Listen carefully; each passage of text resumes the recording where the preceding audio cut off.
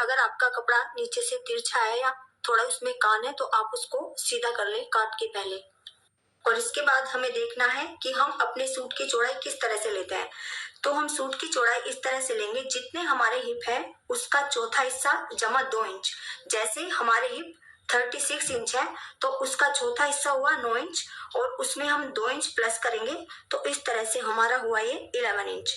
तो यहाँ पर हम एक निशान लगाएंगे और इसको बीच में से यहाँ से इस तरह से फोल्ड कर देंगे।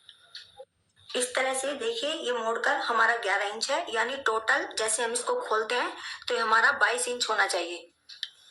और इसके बाद सबसे पहले हम अपने तीरे का निशान लगाते हैं। तो यहाँ मैं आपको एक बात बताना चाहती हूँ कि जरूरी नहीं है आप दुबले पतले हैं तो आपका तीरा कम होगा और आप हेल्दी हैं तो आपका तीरा ज्यादा होगा, बल्कि ये डिपेंड करता है इस चीज पर कि आप गले कैसे पहनते हैं, यानी गले छोटे पहनते हैं या बड़े पहनते हैं, तो इस चीज पर ये डिपेंड करता है। देखिए जैसे हमारे गले की चौड़ाई 3 इंच है और आप पीछे के गले की गहराई 6 इंच या 6.5 इंच रखते हैं तो इस स्थिति में हम तीरा 7 इंच रख सकते हैं, क्योंकि पीछे के गले की गहराई बहुत ज्यादा नहीं है तो हमारे शोल्डर गिरने की संभावना बहुत कम रहती है। शोल्डर तब गिरते हैं जब हमारे गले की चौड़ाई भी ज्यादा हो और पीछे से इसकी गहराई भी ज्यादा हो, क्योंकि आगे के गले की गहराई इसमें ज्यादा मायने नहीं रखती, क्योंकि आगे के गले की गहराई हम एक लिमिट तक ही रख सकते हैं। और अगर आपके पीछे के गले की गहराई 6.5 इंच से ज्यादा है, जैसे 7 इंच 8 इंच या 9 इंच है, तो आप अपना तीरा 6 इंच से 6.5 इंच तक रख सकते हैं। और अगर आपके पीछे के गले की गहराई 9 इंच से भी ज्यादा है तो आप अपना तीरा 5.5 इंच तक रख सकते हैं। और जैसे कुछ लोग जैसे इसकी गले की चौड़ाई 2.5 इंच रखते हैं, जैसे चौड़ाई में थोड़े छोटे गले पहनते हैं, तो ऐसे में अगर वो पीछे का गला थोड़ा गहरा भी रखेंगे और अपना तीरा 7 इंच लेंगे तो भी आपके शोल्डर नहीं गिरेंगे, क्योंकि आपके गले की चौड़ाई ज्यादा नहीं है, वो अपनी जगह सेट रहेगी। तो ऐसे में आप थोड़ा पीछे का गला गहरा भी ले सकते हैं। मैं समझती हूँ तीरे के बारे में मैंने जो बातें आपको बताई हैं आपको समझ आ गई होगी। तो मुझे इसका तीरा 7 इंच रखना है तो ये निशान मैं 7 इंच पर लगा रही हूँ। और यहीं से देखिए हम अपने आर्म होल के लिए निशान लगाएंगे। तो इसके बारे में भी मैं आपको बता रही हूँ कि अगर आपकी चेस्ट 28 इंच से 32 इंच तक है तो आप अपने आर्म होल 6.5 इंच तक रखेंगे। और अगर आपकी चेस्ट 32 से ज्यादा है यानी 34 इंच तक है तो आप अपने आर्म होल 7 इंच रखेंगे। और अगर आपकी चेस्ट 34 इंच से ज्यादा है तो आप अपने आर्म होल 7.5 इंच रखेंगे। तो मुझे अपने आर्म होल 7.5 इंच रखना है तो एक निशान हम यहाँ से यहाँ तक 7.5 इंच पर लगाएंगे और फिर इस निशान को हम इस तरह से मिला देंगे। देखिए यहाँ से करीब 1.5 इंच पर हम एक निशान लगाएंगे और इसको इस तरह से गोलाई देंगे।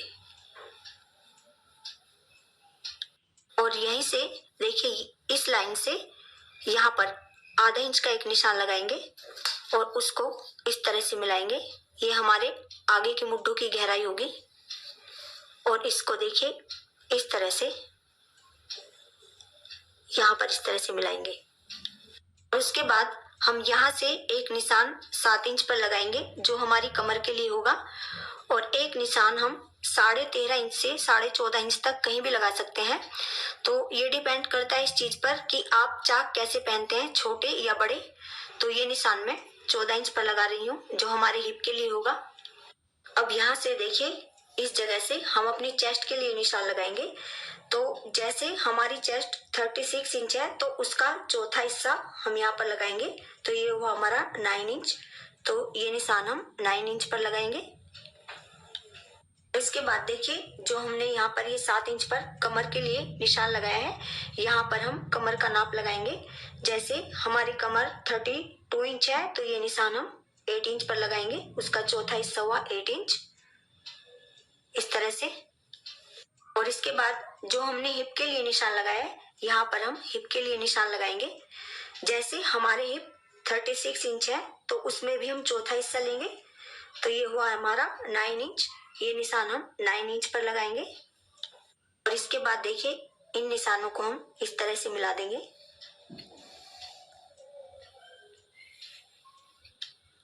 और ये निशान लगाने के बाद हम बाहर से 1.5 से 2 इंच पर इस तरह से निशान लगाएंगे। ये हमारी कटिंग के लिए होगा। और यहाँ पर अगर आपको लगता है कि कपड़ा ज्यादा है, जो हमारा ये हिप के लिए निशान है, तो आप यहाँ से थोड़ा सा कम कर दें ताकि हमें यहाँ से चाक मोड़ने में सुविधा रहे। इस तरह से इसको थोड़ा सा ज्यादा काट लें। और देखिए इसके बाद हम अपने गले की चौड़ाई के लिए एक निशान लगाएंगे। जैसे मुझे इसकी चौड़ाई 3 इंच रखनी है, तो यहाँ पर हम 3 इंच पर एक निशान लगाएंगे। और यहाँ से हम थोड़ी सी मुड्ढों की साइड इस तरह से शेप देंगे। और देखिए पहले हम यहाँ पर जो हमने गले की चौड़ाई के लिए निशान लगाए, यहाँ पर हम एक कट लगाएंगे इस तरह से। और फिर हम यहीं से इसकी कटिंग करेंगे। पहले हम पीछे के हिस्से की कटिंग करेंगे, यानी हमारा आर्म होल का ये वाला निशान।